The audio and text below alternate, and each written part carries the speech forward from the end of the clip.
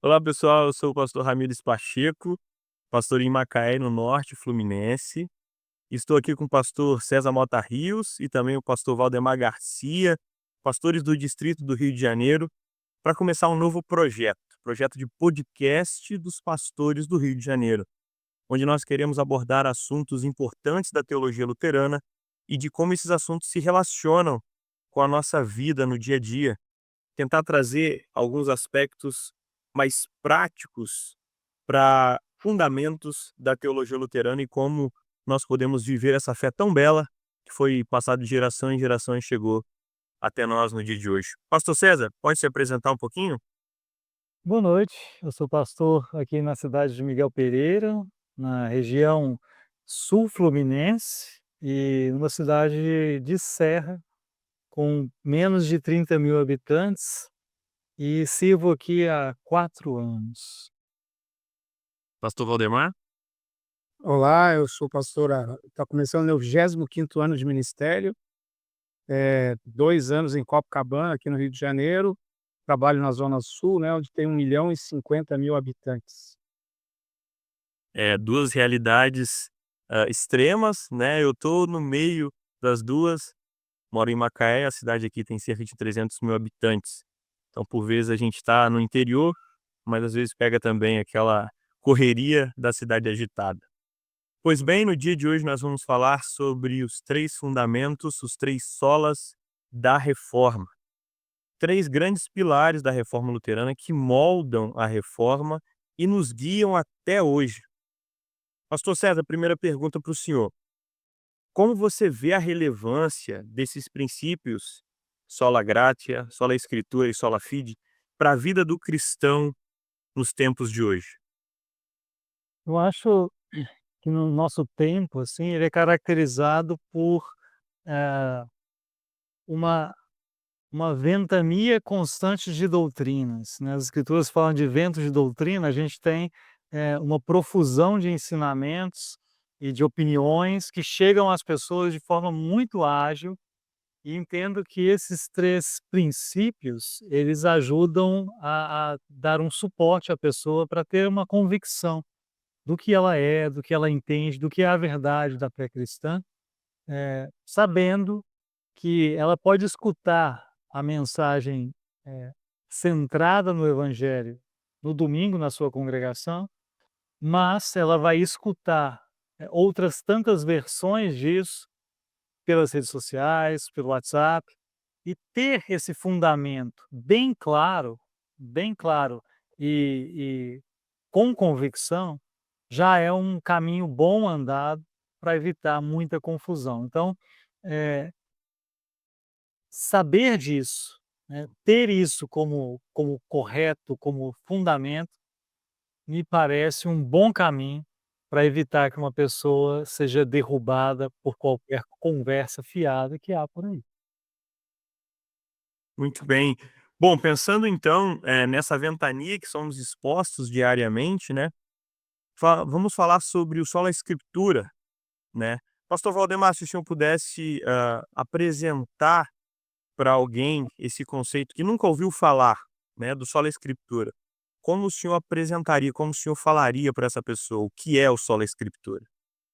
É é uma tarefa complicada num mundo de tanta incerteza, né, você falar a respeito para uma pessoa: "Olha, que a verdade existe e que a verdade é a palavra de Deus, é a escritura sagrada, que toda a escritura sagrada foi inspirada por Deus e é útil para o ensino", e exatamente para fazer a gente se manter firme, né, porque ter a escritura como única fonte e norma de doutrina, é como ter um farol no meio dessa, né, dessa ventania que muitas vezes traz uma tremenda neblina para a vida das pessoas, em que elas não sabem por onde ir, qual é o caminho seguro.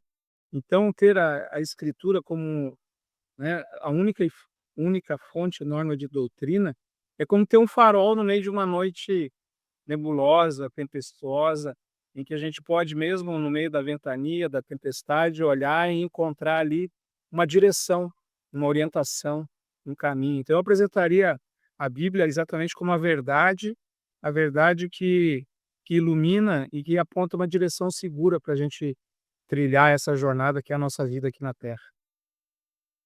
Então, certamente, gera em nós, né, gera nas pessoas que se encontram por vezes em dúvida, uma certeza de que na palavra de Deus há uma confirmação das promessas, né. E, bom, pastor César, como a gente pode relacionar esse conceito, né, de somente a escritura com a as tradições da primeira igreja e, consequentemente, algumas interpretações que são muito antigas, mas que chegam aos nossos ouvidos ainda nos dias de hoje. Eu acho importante para fazer isso, né, a gente entender que só a escritura não é uma proposta de pegar toda a tradição da igreja, embolar e jogar no lixo, né, não é um desprezo pela tradição, né, isso é outro princípio que não é o nosso, né. A nossa ideia não é assim: a tradição deve ser desprezada. A questão é, nós temos as escrituras com a sua primazia e toda tradição deve ser avaliada à luz das escrituras, né. Então, uma tradição ela pode ser preservada, se ela é boa e se ela não conflita com as escrituras, né. É bem parecido isso que a gente vive com as tradições cristãs, com aquilo que Jesus enfrentou no capítulo 7 de Marcos, né, quando, chegam ali os fariseus e querem impor a tradição que eles entendem ser a tradição judaica correta, e Jesus vai mostrar para eles, com as escrituras: "Vejam bem, as tradições de vocês, muitas vezes, estão em contradição com aquilo que é a escritura". E aí esse princípio ele é claramente necessário, né, e embora alguns cristãos vão dizer assim: "Não, não pode ser assim", mas veja, se essa tradição é boa, se essa tradição, inclusive como dizem, é da parte de Deus, por que ela estaria em contradição com isso que nós temos certeza que é da parte de Deus, que é a Escritura? É muito mais fácil a gente entender que nessa tradição que foi supostamente transmitida oralmente desde o começo, algo se imiscuiu, entrou ali um conceito diferente, entrou uma proposta humana, né, travestida de vontade divina. E como que a gente identifica isso? Como que a gente identifica o que não é uma tradição salutar, edificante para a igreja, o que é uma tradição perigosa?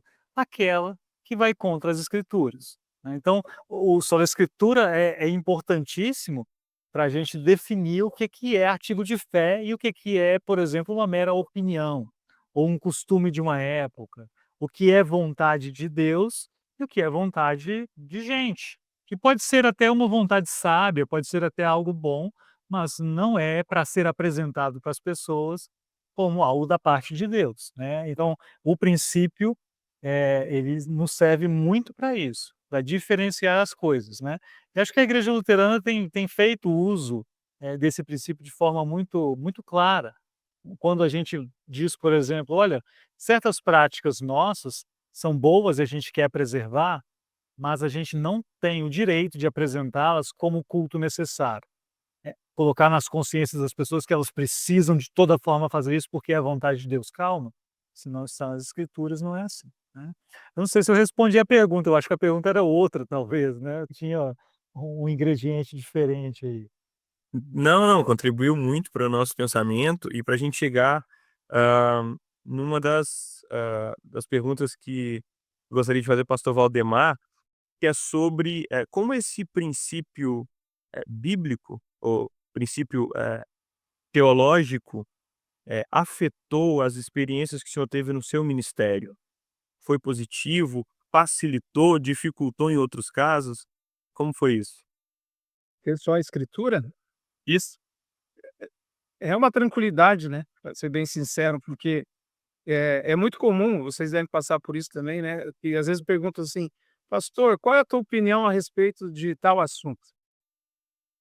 E a minha resposta, assim, quando me perguntam: "Se quer saber a minha opinião, é a palavra de Deus", né, porque eu sou mais eu sou mais liberal que a palavra de Deus, tem coisa que talvez se fosse da minha opinião eu liberava, entendeu?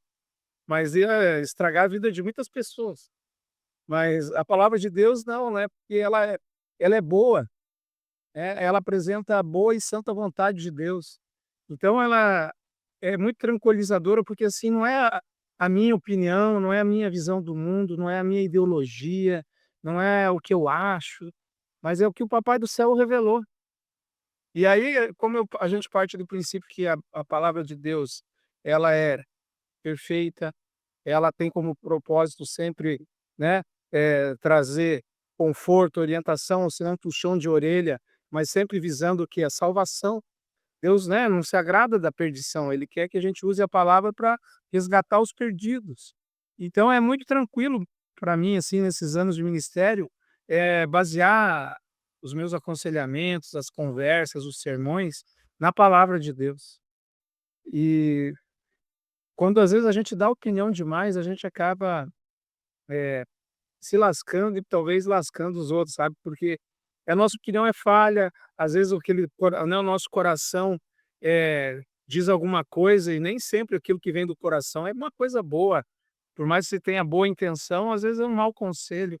E na palavra de Deus nós vamos encontrar sempre uma orientação segura, uma orientação, que vai trazer para a pessoa aquilo que ela precisa ouvir naquele momento, seja na pregação de lei, né, que é aquela pregação em que aponta o pecado e mostra que a pessoa está desviada do caminho do Senhor e que precisa do arrependimento, como também daquele momento em que você vai consolar uma pessoa. Não tem nada mais doce e confortador do que o poder do evangelho para confortar um coração. É muito melhor do que a minha opinião, que às vezes pode ser amorosa e generosa, eh, mas ela contradiz com a palavra, né. Um exemplo, esses dias um colega pastor ele queria um texto, se alguém podia ajudar ele com um texto que ele queria mandar para uma pessoa que saiu da igreja e se tornou espírita.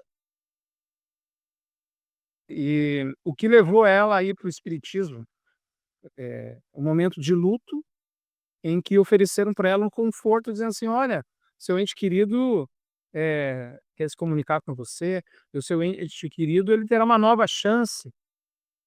E ela falou: "Olha, enquanto eu ouvi na igreja que quem crer e for batizado será salvo, quem não crer será condenado, lá eu ouvi que o meu ente querido não estará condenado, que ele terá uma nova chance".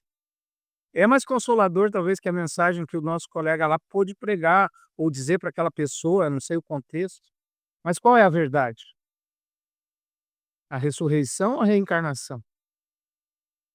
A gente vai pela escritura, a escritura diz ressurreição, 1 Coríntios 15 é um texto maravilhoso sobre isso.